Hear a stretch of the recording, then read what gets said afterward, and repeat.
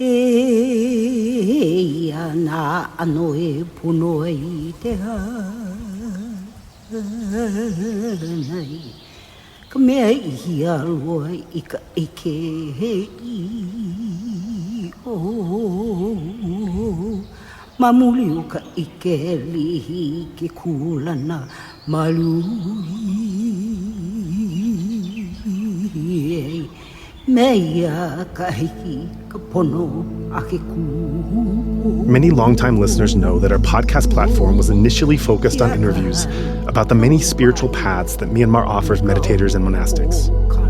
But when the coup hit, we couldn't in good conscience continue to tell those stories, with many monastic sites on fire or occupied by soldiers, and the Burmese people living under the military's reign of terror. So we expanded our mission to cover a wider range of post-coup Myanmar stories. Still, some guests have a unique insight into both the intersection of the spiritual with the worldly, allowing a deeper understanding of both planes. Today's guest squarely fits in that category, as you will soon hear. Let's get to that interview now. In a moment of peace, away from the shelling and sniping, two soldiers play and laugh in the simplest of things. Aren't we all children, longing for the sun to shine again?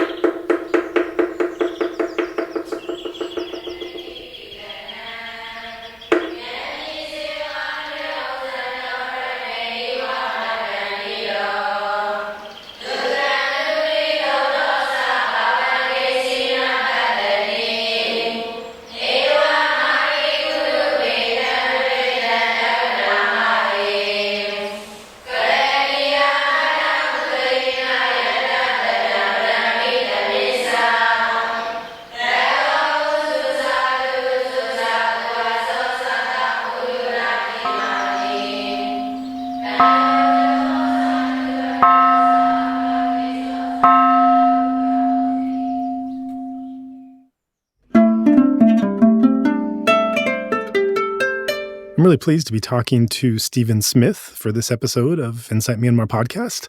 Stephen, thanks for joining us. Thank you, Joa. So you have quite some connections with Myanmar over the years, I think it's fair to say, yeah? It's fair to say. Since 1977. Right. So when you hear the word Myanmar or Burma, depending on which one uses more often, what images come to mind? What connotations do those words bring to you as you think of your life and your spiritual growth? The Mahasi Center, Bagan, Sagaing Hills, antiquity and purity of the lineages that seem to have been preserved in Burma up to the time that I was going there, and the power of the practice itself. You know, how I resonated with the first time I heard Mahasi's name mentioned in 1974 at the Naropa Institute. It felt familiar. It felt like home, like where I was headed. And 2 years later, I was in India and able in those years to only go for a week at a time until the early 80s, when monastic sponsorship began to allow Western practitioners to come, as long as they were stayed at the monastery. They were sponsored and taken care of. That was all new to me. I had been living in India for some years, but dropping into Burma was like another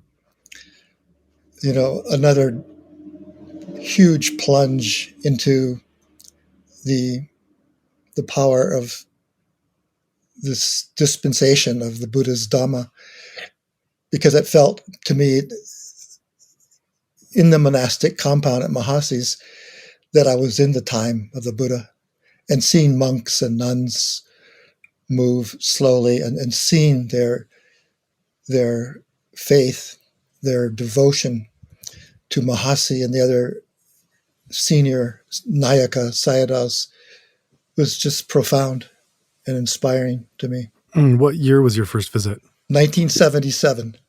And tell us a bit about the circumstances of that. What brought you out there? What propelled you to go? What you did during that visit? And then impressions of being in the country and around the monastic culture for the first time. I had been in India.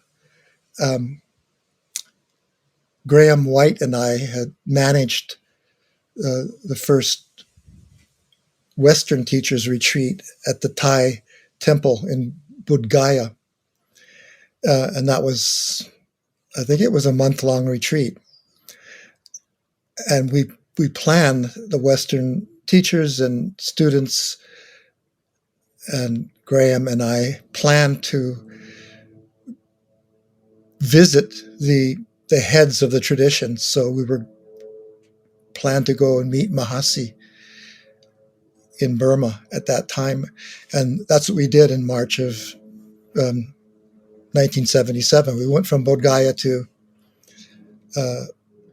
Calcutta, it was called at the time, and met with with Deepama, who had spent time over the years while I was there in Bodh Gaya. Mm-hmm. And so a group of 12 or 14 of us stopped in Calcutta and met with Deepama in her hugely humble apartment dwelling. And after we spent a week or so there, we went to and met some of her relatives who had also, like Deepama, practiced with Mahasi in Rangoon over the years. And so it was from there that we flew into Rangoon. Mahasi wasn't there at his Mahasi Tatana Yekta, his compound, monastic compound. He was in his home village. And so our Burmese hosts arranged for all of us to fly to Mandalay and rent a truck, and then a Dayaka of Mahasi's also met us with her car, and we drove way up to Sagun. Is that Mahasi's place? Sekun, yeah, near Shuebo. And we made that trip, 12 of us and a 2-year-old child, my daughter Chandra. Oh, wow. Yeah. And the moment we drove into Mahasi's home village was also similar to my description of what comes to mind when I think of Burma, my first impressions.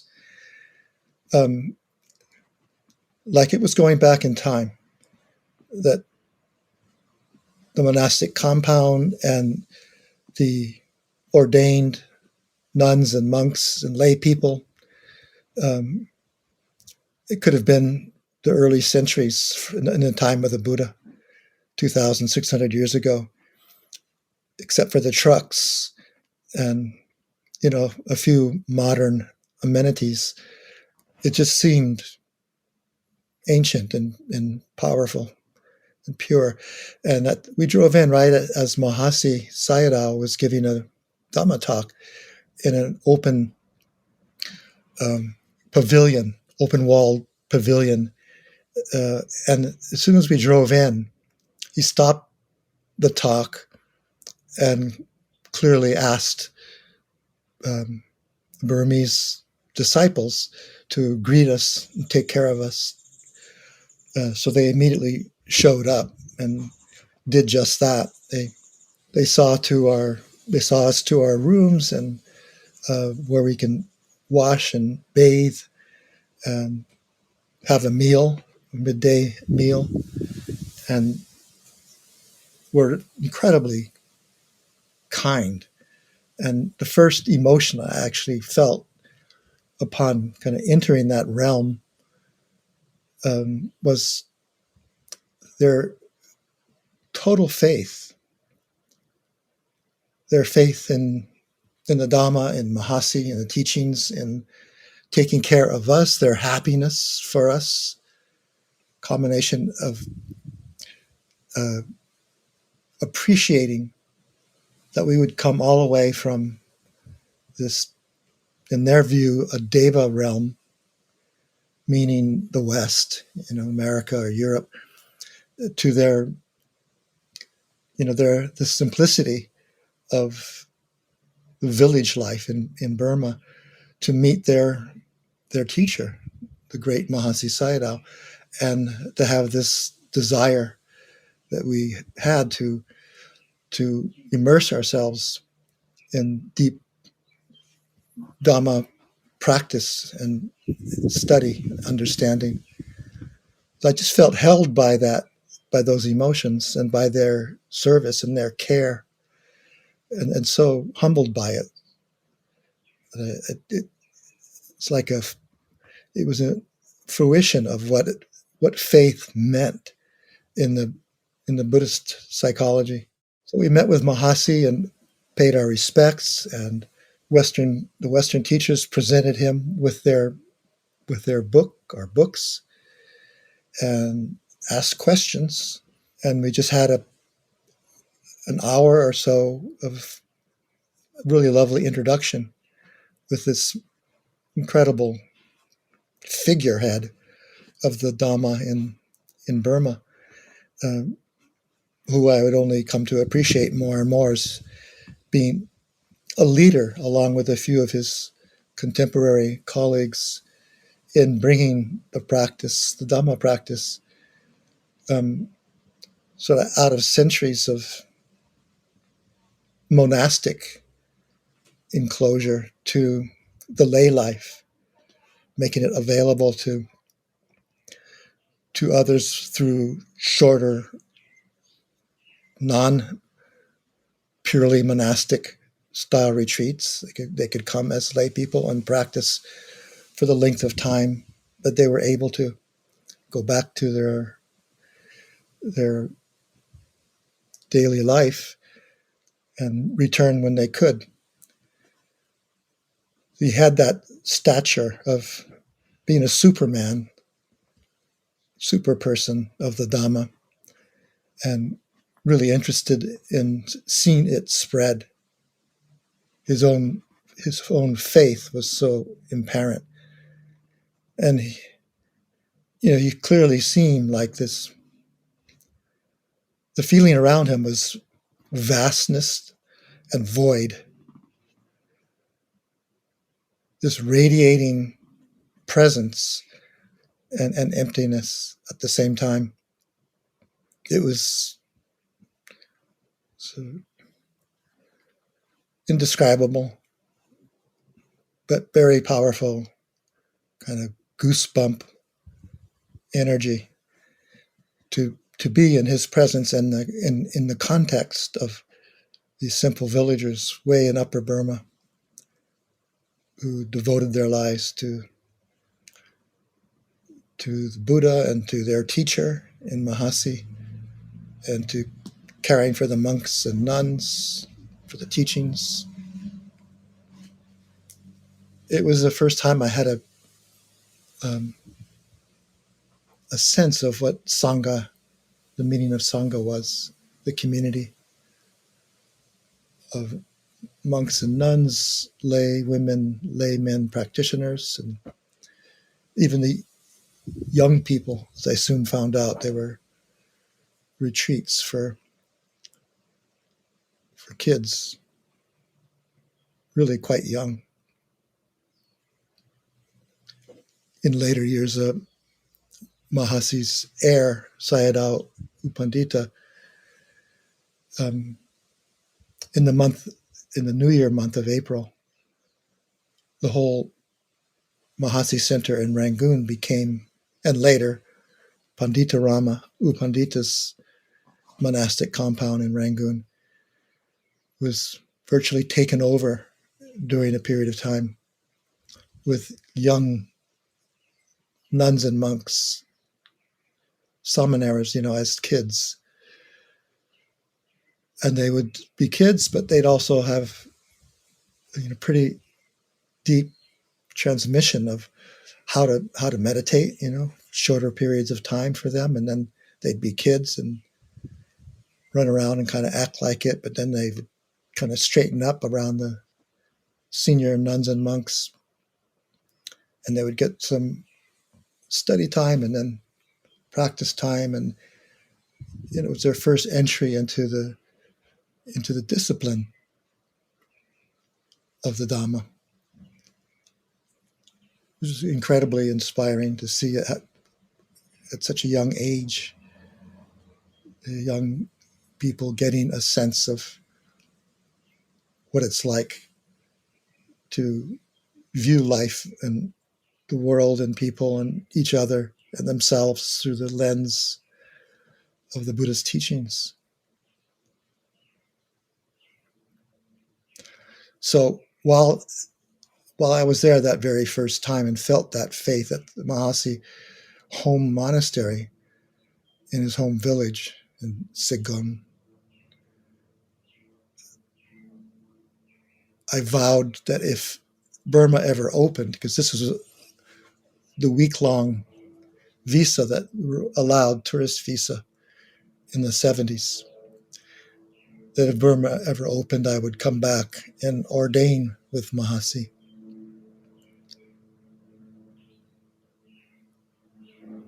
So it was only another few years, and that came true. Burma opened up for meditators, sponsored by various monasteries.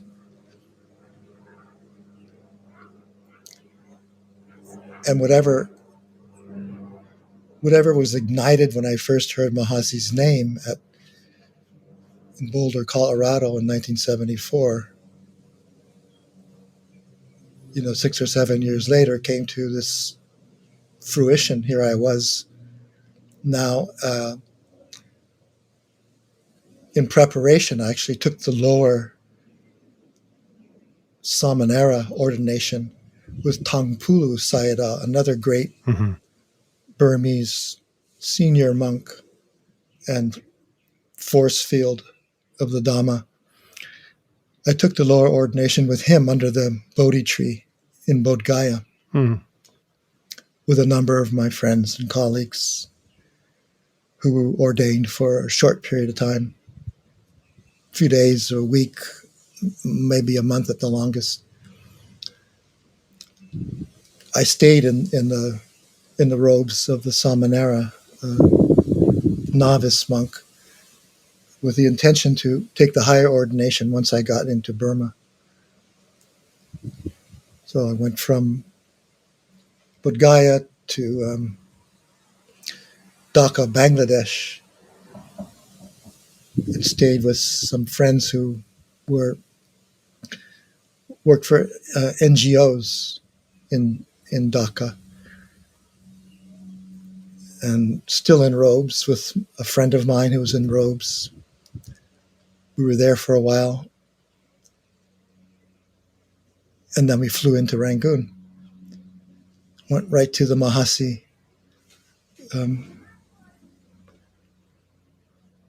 Tatana Yekta, peaceful place to practice Yekta.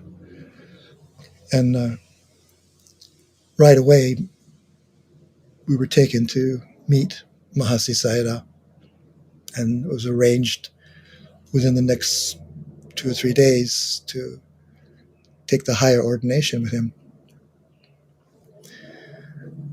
And he was just as I remembered him, this incredible presence, sense of vastness, and yet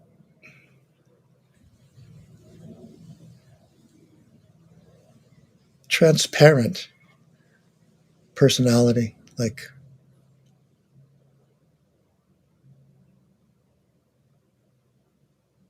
no sense of self-centeredness or self-importance or anything but this pure transmission of these liberating teachings. That was the energetic field that he radiated, and that was his life. So it was an extraordinary ordination. I think we were the last 3 Westerners. A couple of other,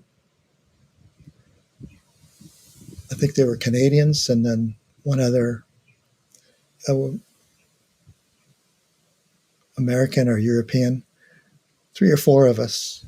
I think we were the last Western ordinations that Mahasi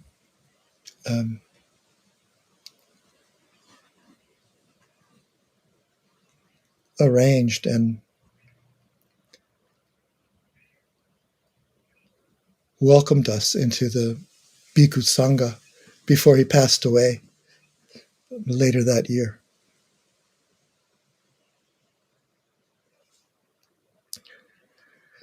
And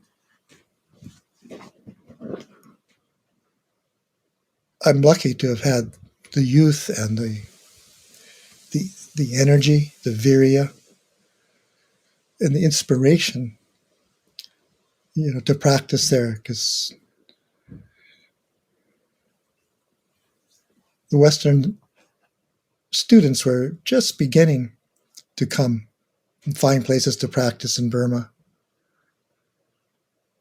In the Mahasi Center, there was a section for foreigners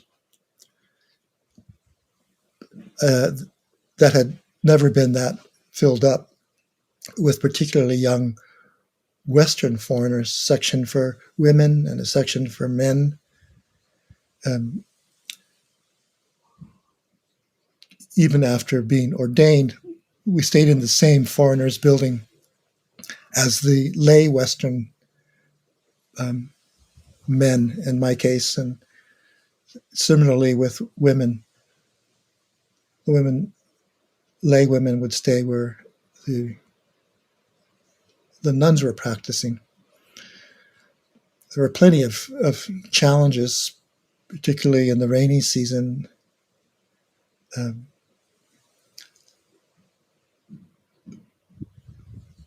With food and various kinds of stomach bugs and vulnerability to the kinds of things that our immune system wasn't prepared for. I never got really terribly sick, just the usual kinds of travelers' stomach issues, and getting used to not completely unfamiliar food. The food there, in many ways, similar to the tropics, subtropics of Hawaii. Same fruits and berries and kinds of nutrition. There was a vegetarian table, and there was a meat eaters table in the hall. Everyone would follow the schedule fairly strictly. Wake-up bell would come at 3:30 in the morning, and the last sitting ended at 11 at night. So it was expected that one sleep about 4 hours a night, and the practice itself would take care of the rest, the repose, deep relaxation of the mindfulness and insight practice. And I found that to be true. And because of different conditions of weather and food and whatnot, I'd say sleep time for me was maybe between 4 and 6 hours. And at the beginning of the time there, I was practicing with a young Mahasi Sayadaw, Nayaka senior, appointed by Mahasi to be on this council, and maybe there was 8 or 9 of them. And Utundra was the youngest. And I found him, he was very personable and friendly. and he'd spent time in Sri Lanka. He spoke English quite well. We became friends as well. I would help him with his English understanding and read things that he'd written, and he'd in turn share with me things that he had written in his journals or in the Mahasi journal about practice. I liked him a lot and had a lot of respect for him, and he actually was the first one to inspire me to do the walking meditation in equal measure and with equal respect as sitting and walking. He'd see me practicing in the sitting posture for long hours and asked me why I wasn't walking more. And I told him at the time I felt like I could get concentrated and stay mindful better through sitting than the distractions I experience in walking. So in his agreeable and personable way, he said, well, how does this sound? For just 2 weeks, you practice, you do the walking as per the schedule. And at the end of the 2 weeks, we'll assess it. And if you still don't connect with it in a similar way and you connect with sitting posture, then you don't have to walk. Of course, he knew that I would get hooked, which I did, because I did as I promised and sat an hour, would walk an hour. Sometimes if I sat longer than an hour and a half or 2 hours, I'd walk longer as well. And found that I could reach those same degrees of concentration, samadhi, in the walking. And the walking momentum and energy summoned through walking, along with a more fluid and flexible concentration, since it was meditation in motion, those combinations of a fluid concentration and the energetics of mindful movement would carry back to the next sitting until I began to feel the inseparable connection or interconnectedness in those two, and later all four postures. So I really credit Sayadaw U Tundra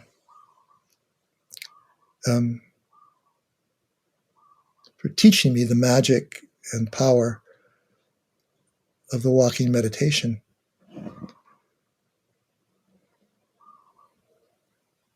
He once said, just walk until you're a stranger to yourself.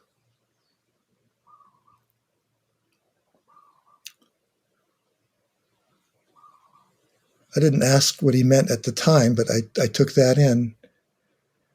And before too long, I discovered what he meant in that, in the buildup of that energetic movement, the virya and the fluid concentration. Just be these sequences of awareness where there is only the dhatus, the elements, the expressive elemental sensations, the earth element of texture and the water element of fluidity and cohesion and the heat element of warm and hot, cool and cold, and the air element of movement, oscillation, vibration, and support, firmness. And that then I understood what it meant to just walk until one is a stranger to themselves.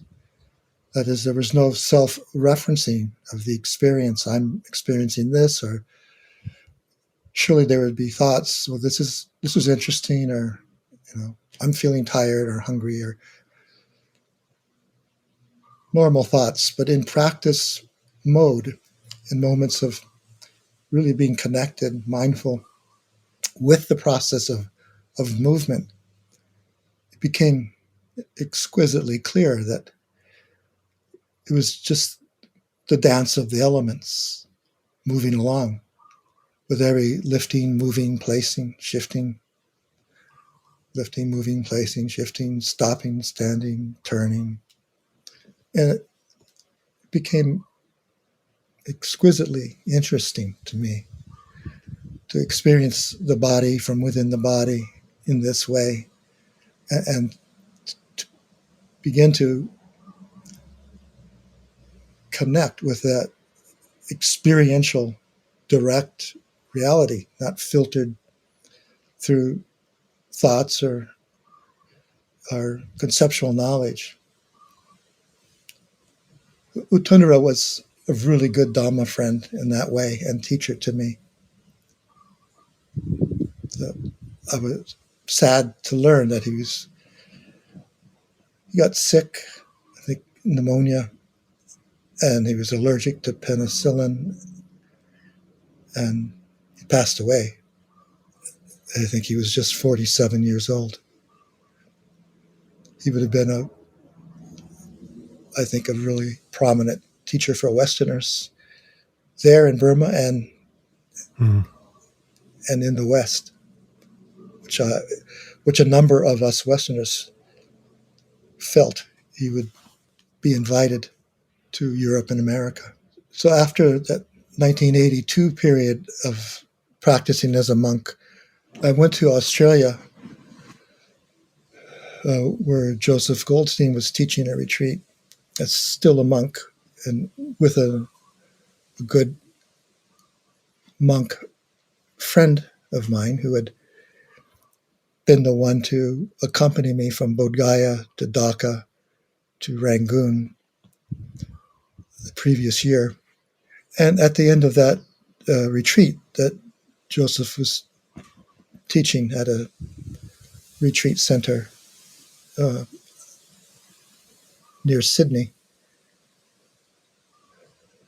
I disrobed at a Thai temple and came home to Hawaii to be a dad.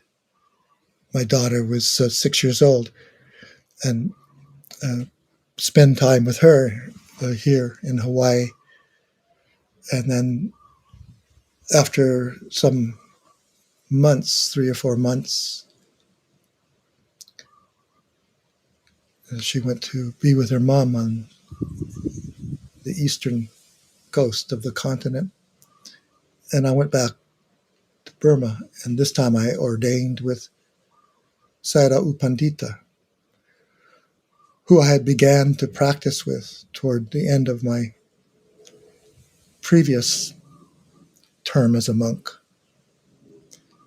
and who I had a very immediate and obviously karmically close connection with upon meeting. It was like a recognition, and where we each recognized each other. My friend who had accompanied me and introduced me to Sayadaw U Pandita, most Westerners were assigned to had been assigned to U Tundra when he was alive. So U Pandita didn't teach many foreigners, but my friend was working with him. And he was trying to be convincing to Sayadaw U Pandita that I was worthy of practicing with him. And U Pandita held up his hand so that my friend stopped talking and said that he could see the qualities within me that would be useful for practice. And so I felt this recognition and this affirmation. I felt seen by him immediately. And in the coming days and weeks and months, I felt like there was nothing he couldn't see about me. And so it just made me completely relax and be straightforward and honest about my life and my practice and the ups and downs and the fears and courage and likes and dislikes. And I trusted this person quite quickly, more than I had ever trusted anyone in my life, Sayadaw U Pandita. And based on that trust and confidence, I followed every instruction he gave, and then some, because my youth and my energy were great. So I could easily get into striving, overdoing it, not sleeping enough, and, interrupting circadian rhythm, sleep and food and practice. And he'd have to admonish me and tell me, try not to be so concentrated at the meal times. We had an early morning meal where we'd go up in a line of monks and laymen and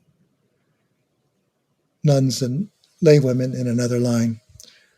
As soon as there'd be a pink color on the palm of our hand when we held it out in the morning light, with that pink color represented it was appropriate and okay for the monastics to take food.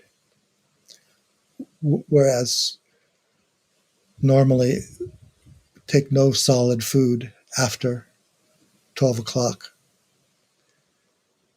There was one allowable called satumatu, these 4 ingredients of honey and molasses, sesame oil, and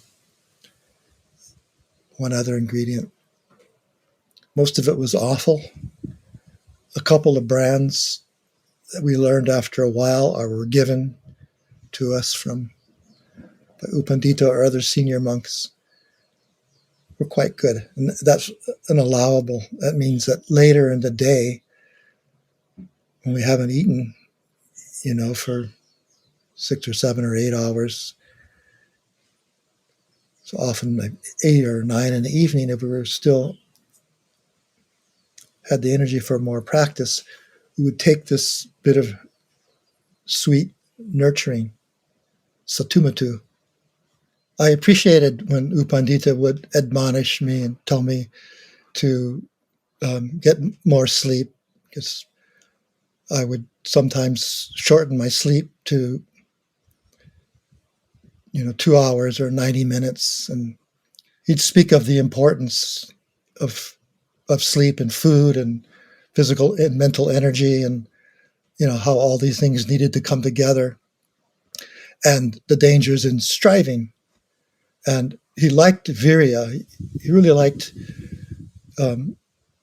energy, virya, and he liked chitta, intelligence, and he liked the qualities that people had, even though they might be different qualities in different people, applied to the practice that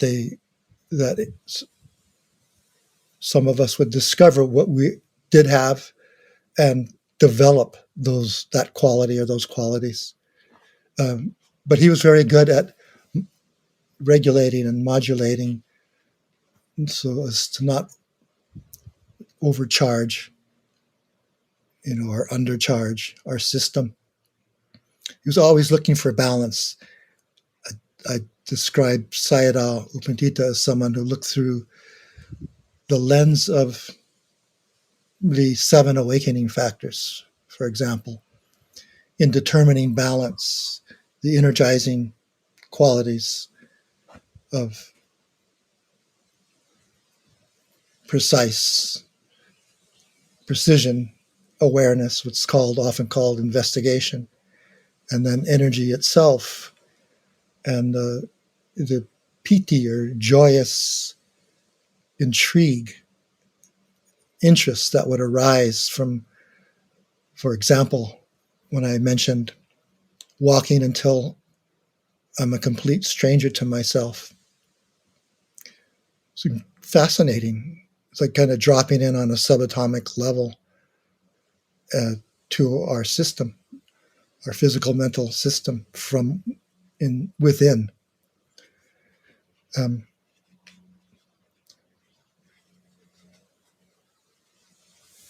But to take care to balance all the energies and not overdo it,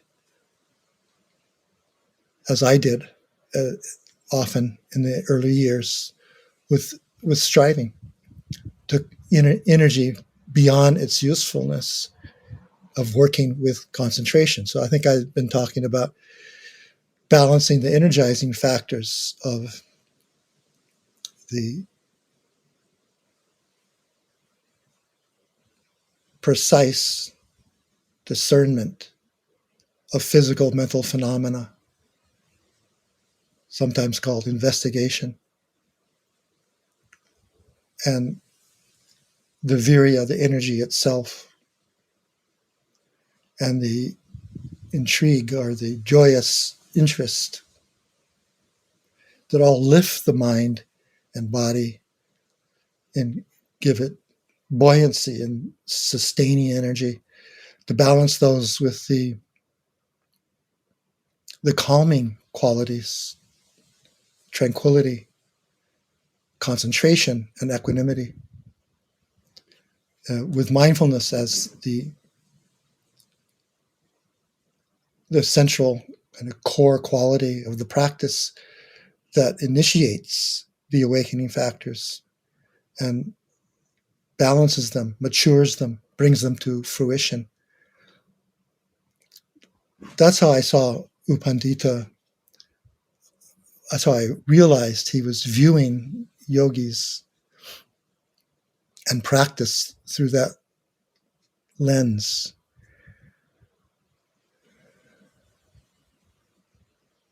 And later on, when I was being trained by him to teach, I saw that he was incredibly talented and resourceful and creative, often working with individuals in very different ways according to how he saw them, what features he wanted to bring out, or what skills they had, natively developed within them, to continue to nurture and cultivate that and bring it along. I never saw anyone work that way before or since. And because of my trust in him and my complete faith and willingness to do whatever he asked, he experimented with me a lot, in the sense that he'd give me little resolutions. For example, to take the 4 foundations of mindfulness, that I might resolve to primarily pay attention to the body, the elemental nature of the body, for a period of time, hours or days, up to a week, and then followed by going to the next foundation of mindfulness, feeling tone, Vedana. And the same thing, just notice the changing velocity of pleasant, unpleasant, and neutral feeling tones with regard to the physical stream of sensations, the mental stream of thought formations and ideas, emotions. And with that kind of zeroing in on that realm primarily and leaving other phenomena in the background, kind of moving along the third chitta nupassana, the similar resolve to watch consciousness itself, maybe focus attention around the solar plexus area of the body, which is regarded as the seat of the heart, mind, in Buddhist psychology, and just observing the chitta nature, right down to the subtlest, most subtle stream of consciousness itself. And finally, Dhamma nupassana, where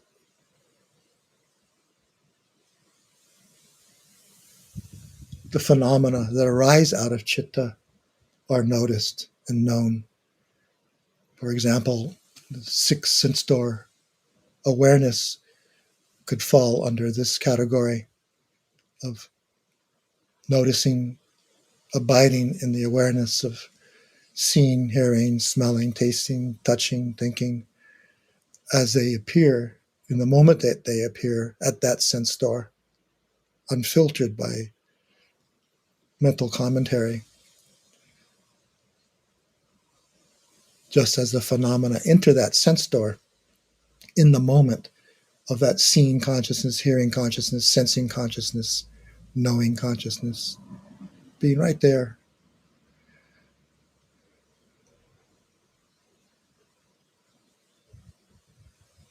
At other times, he'd have me do other kinds of resolves to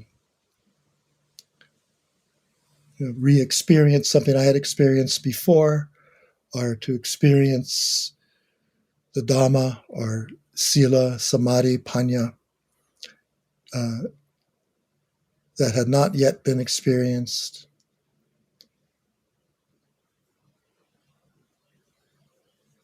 I felt like he was exercising all these spiritual muscles of my system to be activated, and then just let them form on their own. Let them just come together and converge like the different rivulets that contribute to a river.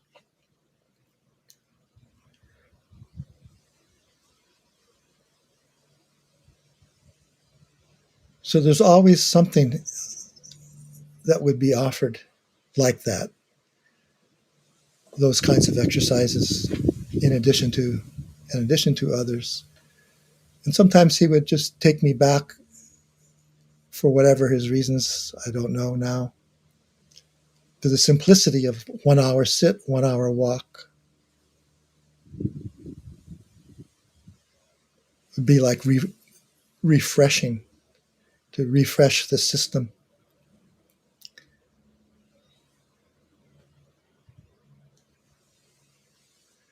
And when he began to offer the complementary practice of the 4 Brahma Viharas, unconditional love, wise compassion, empathetic joy, and equanimity, mental equipoise, there was such a sense of completion and fullness, complementariness that as I and others were trained in these Brahma Viharas, or divine abidings, realized how important a teaching tool and fulfillment this would be for Western yogis, who often we suffer from unworthiness or outright self-hatred and blame. And this brought out a whole new element to the mindfulness and insight vipassana practice. It was clearly a completion. And then to have them intertwined, to intertwine the Brahma Vihara practices under deep concentration, to refresh. Later I read old Mahasi material that when we grow tired or experience a lot of pain, it's a time to go into deep Brahma Vihara samadhi, like a jhana level concentration of loving kindness, or metta, karuna, compassion, mudita, empathetic joy, or upekkha, the mental evenness, even-mindedness, to plunge into those deep concentration states with the object being one of the Brahma Viharas, to regain buoyancy and fill the areas of weariness, or relieve the pain or sense of monotony, whatever was happening, that it was a way of drinking the nectar of the gods, as Sayadaw U Pandita would often mention. And then to come out of that, usually all this by a pre-sitting resolve, to make a simple resolve to spend so much time in deep concentrative loving kindness or compassion, joy, equanimity, and then to come out, say, in 30 minutes, and then observe the dissolution of that concentrative state, the metta jhana, for example, and just watch it dissolve, disappear. And then with the dissolution of that subtle and strong jhana consciousness, to then begin to observe the six sense door phenomena as they appeared: sensations, sounds, thoughts, images, and so forth.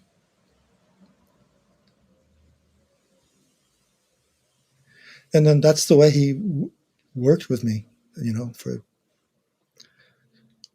over 30 years, usually with those combination of practices, Brahma Vihara practice, and intertwined with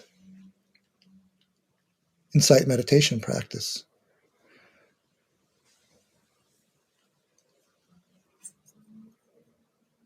And I read from Mahasi material that he preferred, if one has the ability to use the technique of concentration as a basis or side by side as a complementary practice to Vipassana. For the similar reasons as I was trained by U Pandita to refresh or gain deep rest and relaxation from the malleability and profound rest of concentration. and then to emerge at the predetermined time, 30 minutes or an hour, whatever one resolves for, and observe the minutia of experience breaking up, dissolving, disappearing, with the intention to attune to their anicca, dukkha, anatta nature, which are the wisdom doorways toward liberation. To see things as they are, to see things as they truly are, releases our grip on reality, our clinging, our attachments.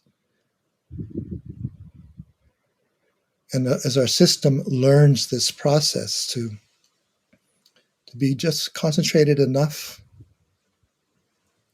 and then to observe with this kind of reality consciousness, this mindful, insightful awareness that's noticing exactly what's happening with the system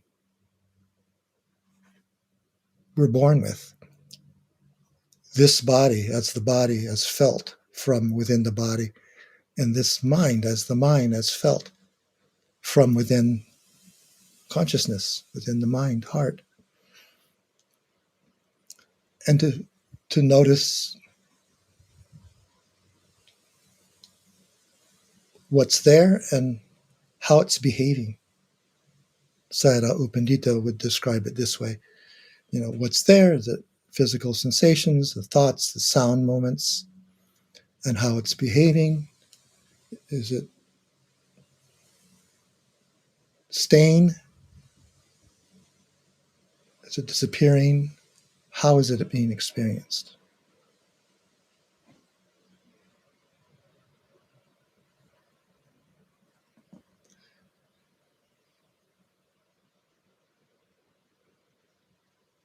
Years later, or over the years, Sayadaw would often take me to special events.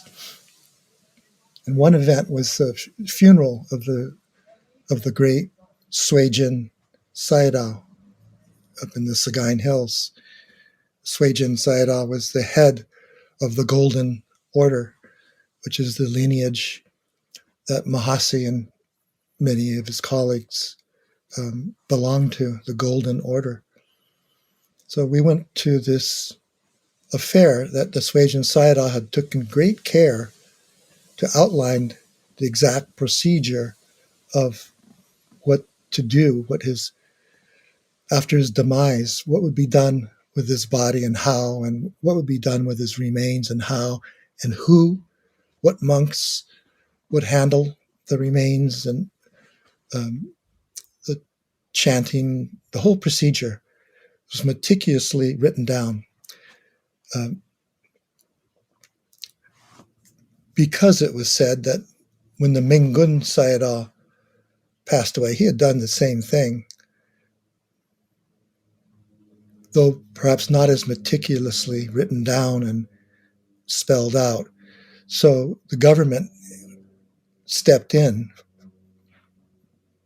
as a political move and publicity, and they usurped the wishes of the Mingun Sayadaw, one of Mahasi's teacher, U Narada Sayadaw, as he was known. Mingun describes the area where he's from. And so the Swajin Sayadaw took even greater lengths to try and preserve his passing, that it be handled by the Sangha, the ordained Sangha. But the same thing happened. I showed up with U Pandita and Sayadaw U Lakana, where I had been doing self-practice in the Sagaing Hills at Chazwa Monastery in northern Sagaing Hills. And it was just a huge, it looked like a movie set. There were cameras, TV, and videos everywhere. There were helicopters and jets and generals everywhere. And though some of the most senior monks were allowed to give their speeches, interspersed were the 10 top generals. And this was really disconcerting, and the senior monks were not happy.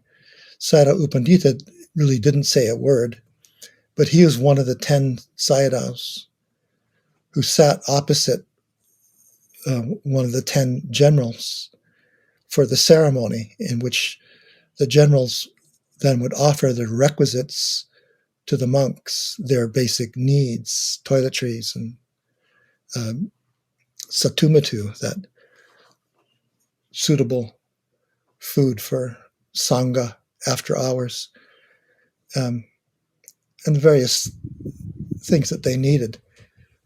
So part of the ceremony for the funeral of the Suijin Sayadaw were these 10 generals offering to the 10 top Suijin Sayadaws the requisites. U Pandita was right down at the end. I could see him about 10 meters away where I was sitting near Sayadaw U Lakkhana. He was sitting opposite General Kin Nyunt, at the time the intelligence chief, and the reason I would later be blacklisted from Burma because of my friendship with Aung San Suu Kyi.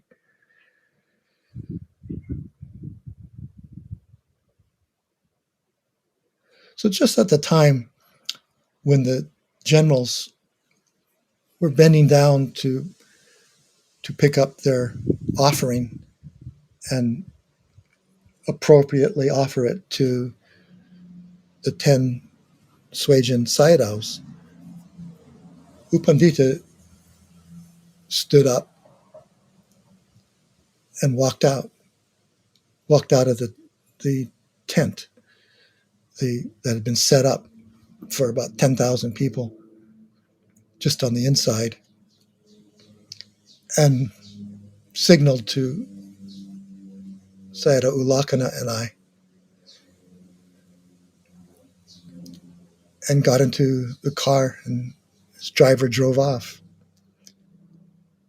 He never said a word.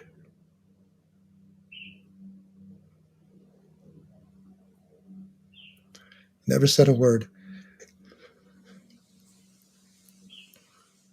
This is at a time where there was a lot of, like now, protest against the kind of tyranny of dictatorship government, and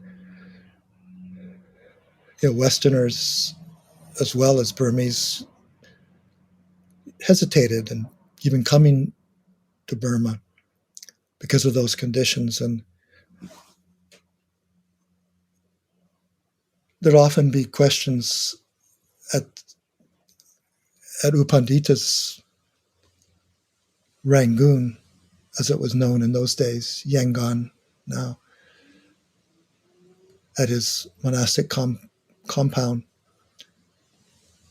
Sometimes Westerners would have kind of politically toned questions about what was going on with the government and protests. And, some of the Sangha were protesting, and many of the Burmese people were being abused and jailed. And it was just at that time, Aung San Suu Kyi was in and out of house arrest. And Sayadaw usually would answer in that public Dhamma forum that wasn't appropriate for a monk to comment on political things. And then after the meeting with Western students, he might come up to a few of us who were friends of kind of the democracy movement people, Aung San Suu Kyi and U Tin U and Kamau Kin, other senior leaders, U Tain Nguyen, who was just recently executed, all friends of mine. And he'd just come up and he'd say, what can I do? And show his concern, show his care, and, what he would do, what he could do governed under the discipline of the Dhamma and the Sangha. His protest was poignant and powerful and silent because he was also the teacher of Aung San Suu Kyi. At one point, the military junta had one of the senior Sayadaws, senior to U Pandita, that was under the junta's control, call in U Pandita to admonish him.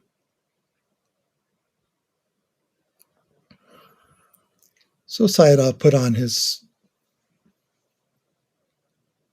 impeccable dress robes and had his staff that was almost as tall as he was.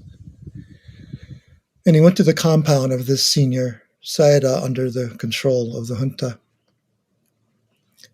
And he walked in, paid his respects, and stood up. And the senior Sayadaw didn't say anything. Sayadaw U Pandita just stood there. Minutes rolled by. And after 10 minutes or so, Sayadaw U Pandita said, You called, I came. What do you want? And the senior Sayadaw was really speechless. It seemed clear he didn't know what to say and was intimidated, and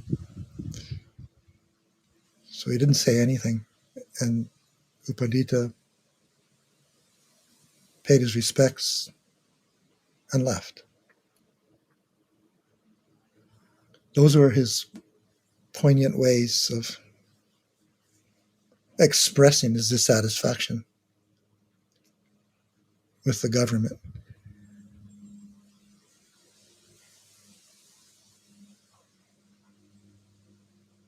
And he clearly was not happy with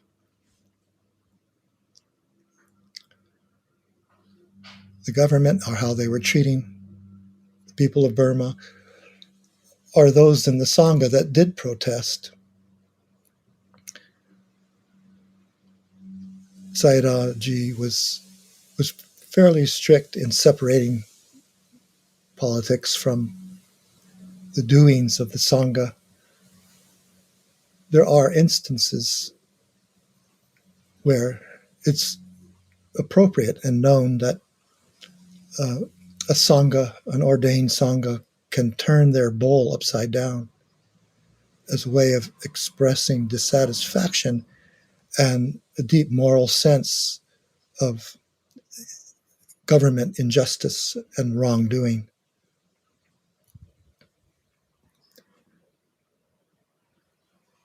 Sayadaw understood all of that, Sayadaw U Pandita, but his own way was doing that kind of silent but poignant messaging. Get up and walk away from a senior general, the intelligence chief, and others who would come to his monastery and try and offer things that often he did not accept. And then he was also Aung San Suu Kyi's teacher.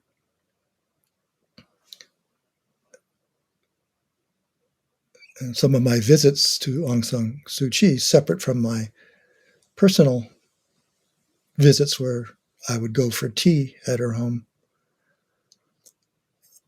in Rangoon.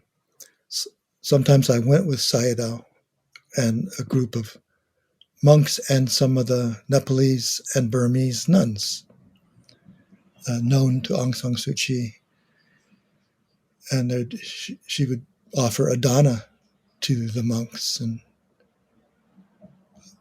a few of us lay people would observe all that and bask in its loveliness, beauty, and power, and then eat with the lay Burmese people after the Sangha had finished.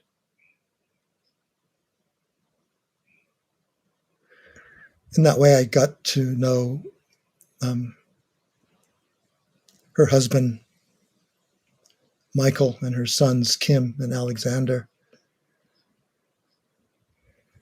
and see how she lived her life, all those years in solitude, where she had a little bit of instruction every now and again from one of the Sayadaws, Janaka, and then primarily through Sayadaw U Pandita, or she would use his book of his teachings to learn how to practice the Brahma Viharas and do some experiment on her own with Vipassana.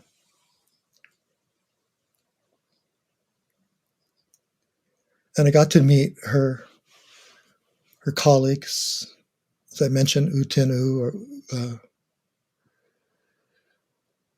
U Kin Maung, the elder colleague. The three of them are famous for kind of standing over her green gate with up to 10,000 people on the street in front of her compound in Rangoon when she would give talks in the early years. So she came out of house arrest and then immediately would go back to work. And then at another point, another crisis, another tipping point, where she would arouse the political and moral consciousness of the country, she'd be returned to house arrest again. And in the in-between years is when I would often go and visit her, either one-on-one or with her family, or an event with her colleagues there.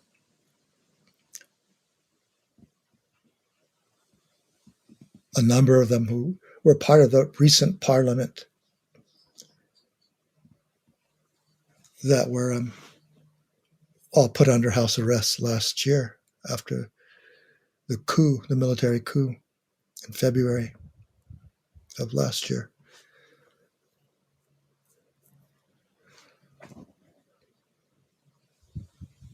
It was another way of fleshing out the fullness of my period of time in Burma, initially entering as a group of young Western meditation enthusiasts in 1977, where we met Mahasi, and that faith emotion that to me was a promise of returning when it was possible to enter Burma for longer than a week, in ordaining with Mahasi, and then returning as a young novice monk, taking that high ordination and working with these extraordinary Nayaka Sayadaws like Utundra and then Sayadaw U Pandita, with their deeply motivating, unique creative styles, teaching techniques.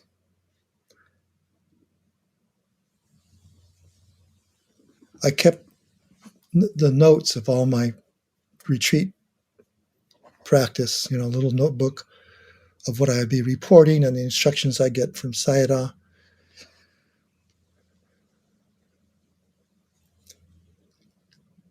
There were 4 or 5 different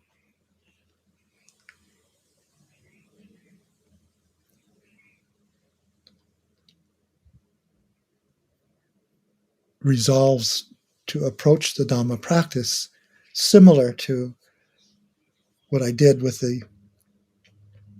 what Sayadaw instructed me to do with the 4 foundations, one at a time. Body, knowing the body from within the body, knowing feeling tone, pleasant, unpleasant, neutral, from within the feeling tone, momentary experience, consciousness from within the moment of consciousness or the play of the mind as it first unfolded its thought formations down to the subtlest stream of consciousness. And then the Dhamma is the phenomena, all the phenomena that appear in our consciousness, Dhamma, Nupassana. And the unique way that he intertwined Brahmavihara and Vipassana practice with me, and the kinds of resolves according to how he read me at any one practice period. Sometimes I would go with the expectation that I would do a couple of weeks of, as I became accustomed to, 2 weeks of Brahmavihara practice to set the tone and foundation of concentration and kindness, compassion, empathy, equanimity, and then to begin, and then to come out, and then intersperse, resting in the Brahmaviharas, coming out of them, watching them dissolve, and then observing phenomena as they arose and passed away through the 6 sense doors. And this kind of became the style of practice I developed and was leaning back on. But this one retreat, everything was kind of fuzzy and mentally energetic. I tried to do the Brahmaviharas again and again over a week or so. This is a 2 or 3 month retreat with U Pandita. And it wouldn't take. And so finally at an interview, U Pandita said, drop the Brahmaviharas for this retreat. The wisdom practice of Vipassana is calling and is stronger than the concentration practice. Go with the wisdom practice. So then everything was quite smooth. After that, I dropped the Brahmaviharas and I just returned to the simplicity of moment to moment, attuning to the breath of the body, arising phenomena through the sense doors, observing what was happening and how it was behaving, changing, or seeming not to change, or arising, passing, or streaming along at such a velocity it was nearly impossible to catch, except during a relaxed moment of insight.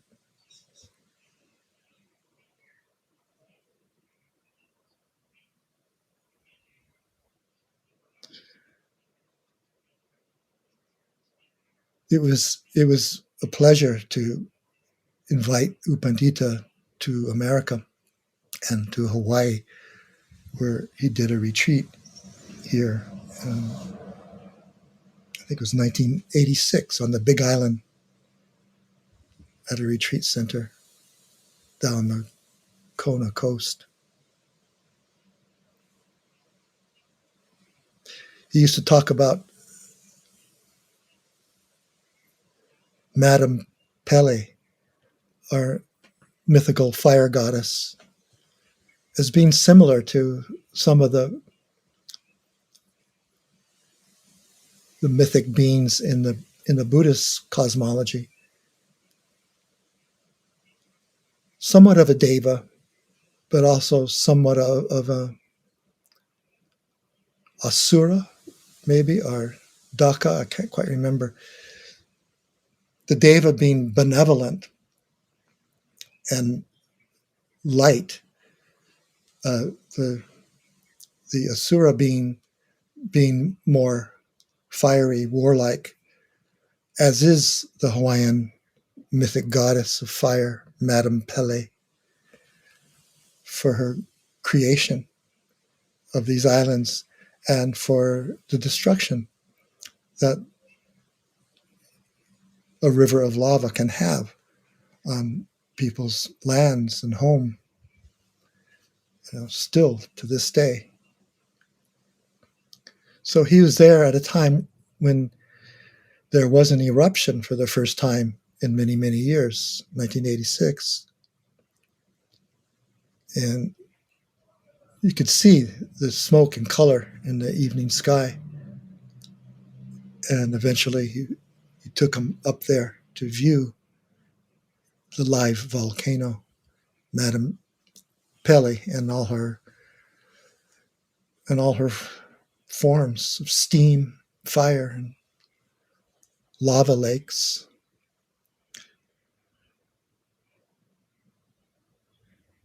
His curiosity and adaptability often went against his reputation of being this stern, Zen-like mountain of intensity. He was a strict teacher. Even my earlier teachers and Burmese students would talk about his strictness and say, I don't need to practice with him if I don't want. I can ask for another teacher. But I didn't have that kind of relationship with Sayadaw U Pandita. As I said, there was an immediate recognition upon meeting. And he was really gentle with me, and it was a very loving relationship, and therefore an honor to have him in my home when he came to Hawaii, and to be trained by him eventually as a teacher in his tradition.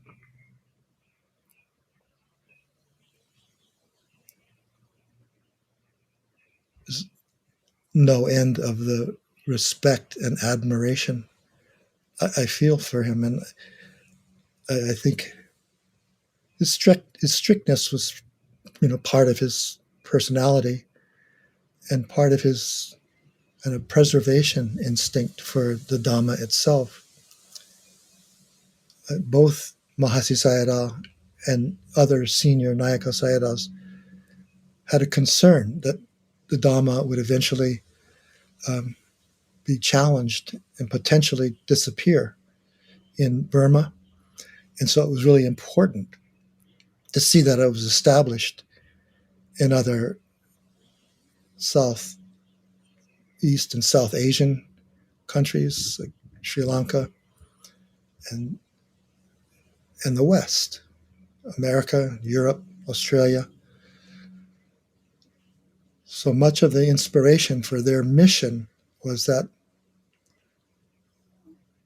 like anything that arises, there's always the inevitable falling or disappearance, even of the dispensation, the Buddha's dispensation, an era that we're still within because it's still very much alive. And as the senior Nayaka Sayadaws feared, it's hugely challenged, certainly in the countries of its origin, Burma being one of the greater countries that has preserved and protected the purity of lineages passed down for 2,600 years. All that's coming true.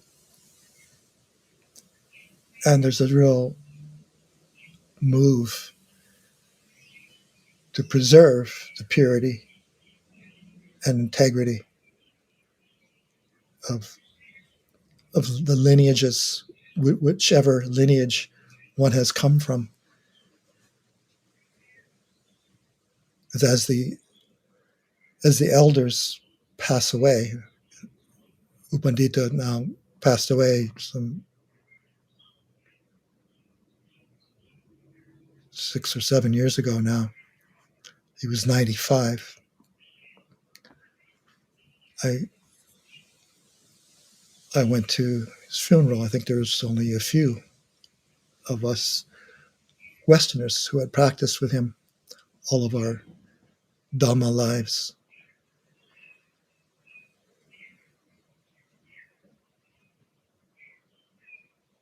Aung San Suu Kyi had ordered a state funeral. By this time, she was in power through democratic election.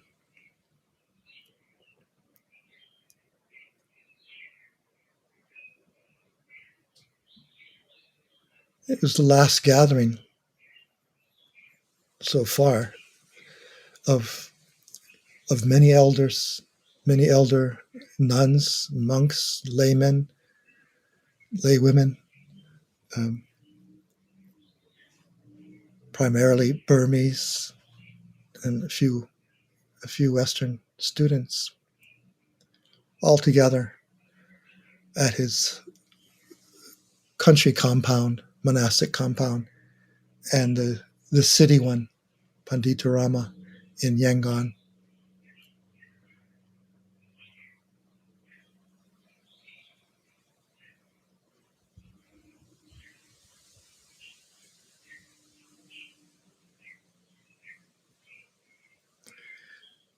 Even though I had forgotten most of my Burmese, the speeches given,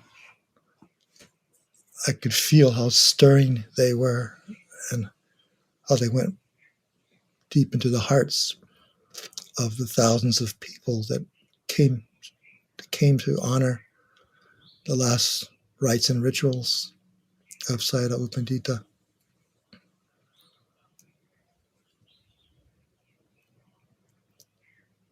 And it's really his passing and Sayadaw U Lakanat's before him. There's not many of these elders remaining. I appreciate the work of Insight Myanmar that Joa and his colleagues are doing to preserve what's been known, what's been experienced, and what continues as things change so much. And in Myanmar, once known when I first went there as Burma,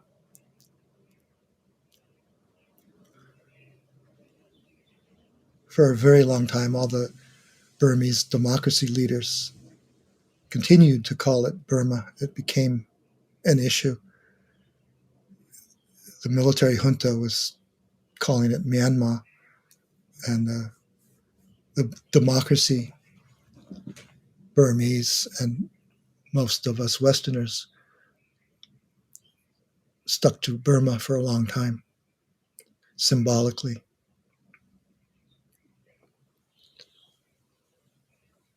When I got back into Burma after a 10-year blacklist, one of Sayadaw U Pandita's attendants showed me a photo where I'm standing with the Burmese democracy leaders, Aung San Suu Kyi and U Tin U,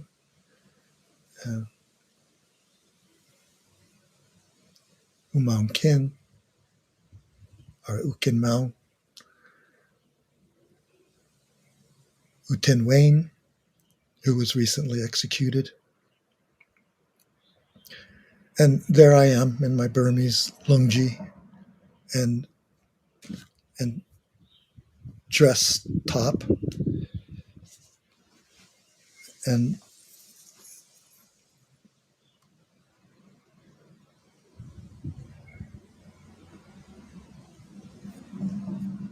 U Pandita's attendant was pointing out that the picture was taken by a government spy,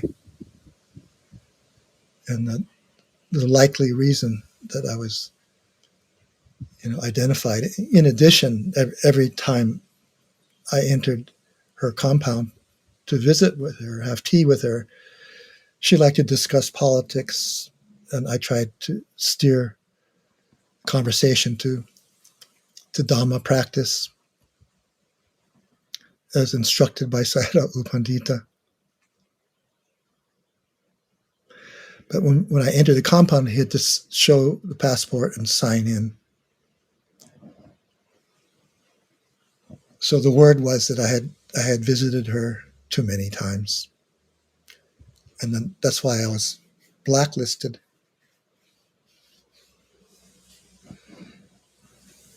It was heartbreaking. It was also an opportunity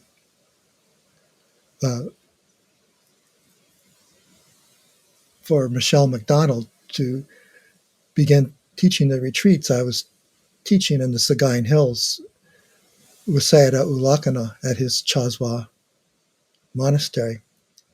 We had founded the Metta Dana project for health and education in the Sagaing Hills, supporting a number of nunneries and medical needs at the hospital Sayadaw U Lakana founded. And we built a school, elementary school, and each year adding grades up through the 8th or 9th grade.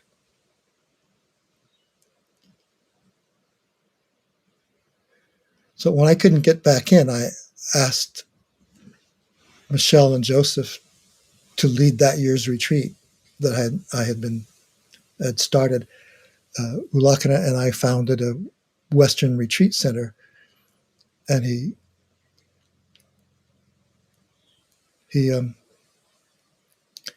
built like 40 kutis, little cottages, 20 for women on the southern wall of Chazwa Valley and 20 for men on the other side, and then a Dhamma hall, and then planted it all in pathways and gardens. It's really lovely. So Michelle and McDonald and Joseph Goldstein taught that year that I was blacklisted. And then Michelle, every year after that, she would be arguably the first Western woman teacher in Burma, and unquestionably the first one that teaching with a Burmese monk, side by side with a Burmese monk.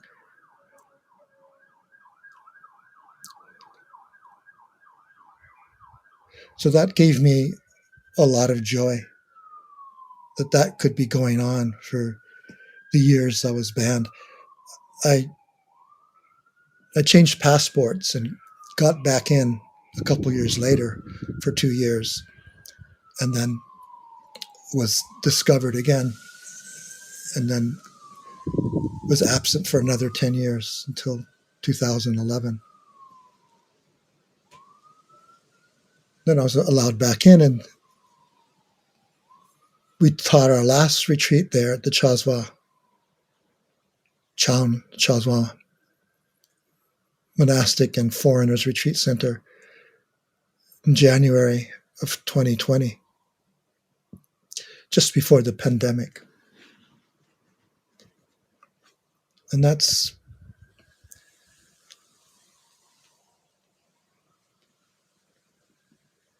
been it, because since February of last year, with the coup, I don't know of any events, Dhamma events especially, that are going on or allowed. I really don't know.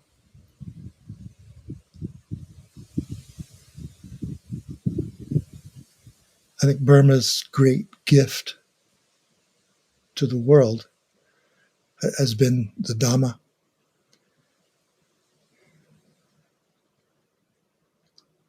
Either the directly through these elder Sangha ordained monastics, or in the way it's influenced nearby countries, Southeast Asian, Sri Lankan,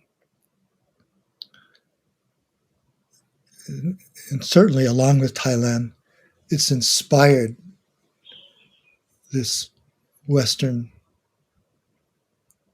surge of interest in practice, in Dhamma practice and training.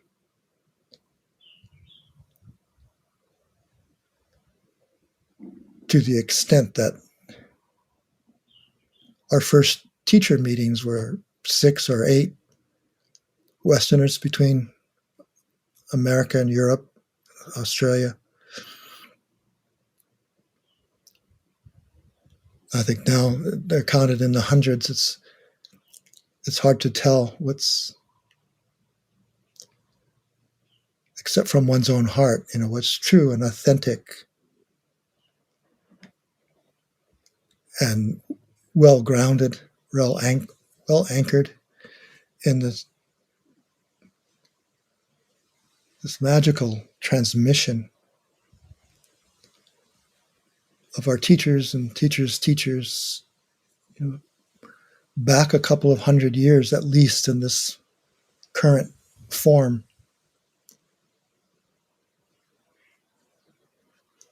Of practice-oriented, experiential Dhamma. It came out of the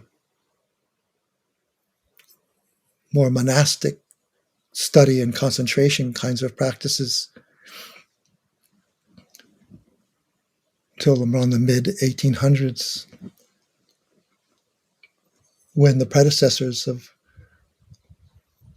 Mahasi Sayadaw and his teacher, U Narada Sayadaw, the Mingun Sayadaw, and their teachers and teachers' teachers, Lady Sayadaw.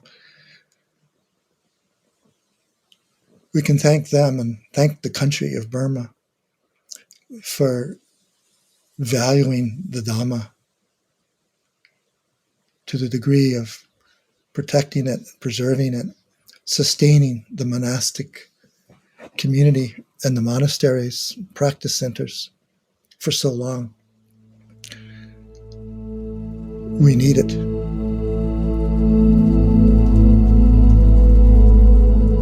This concludes the end of part 1 of my interview with Steve Smith. This conversation will be continued in an upcoming episode in part 2.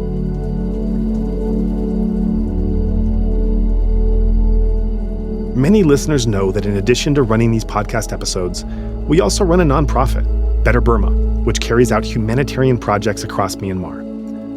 While we regularly post about current needs and proposals from groups on the ground, we also handle emergency requests, often in matters that are quite literally life or death. When those urgent requests come in, we have no time to conduct targeted fundraisers, as these funds are often needed within hours. So please consider helping us to maintain this emergency fund.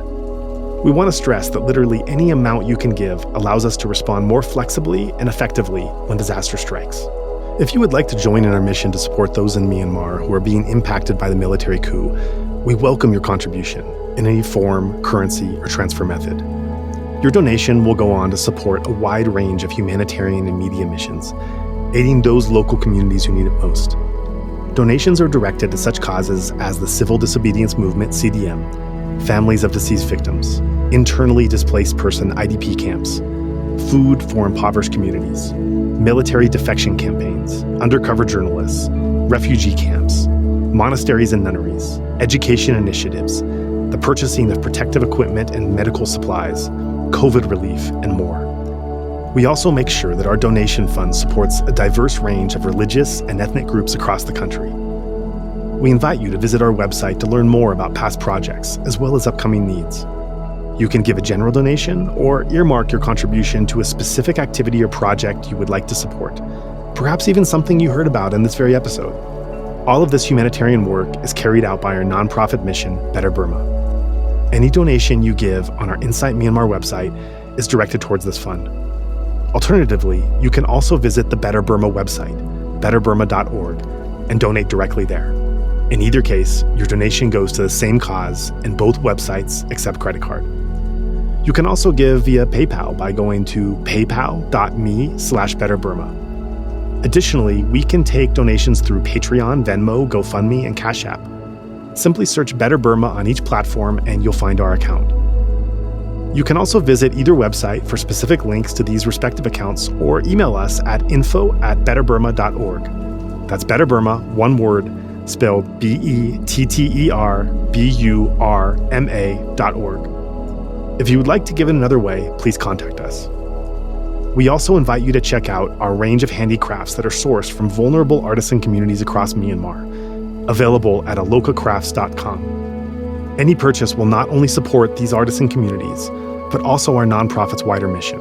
That's Aloka Crafts, spelled ALOKACRAFTS, one word, allocacrafts.com. Thank you so much for your kind consideration and support.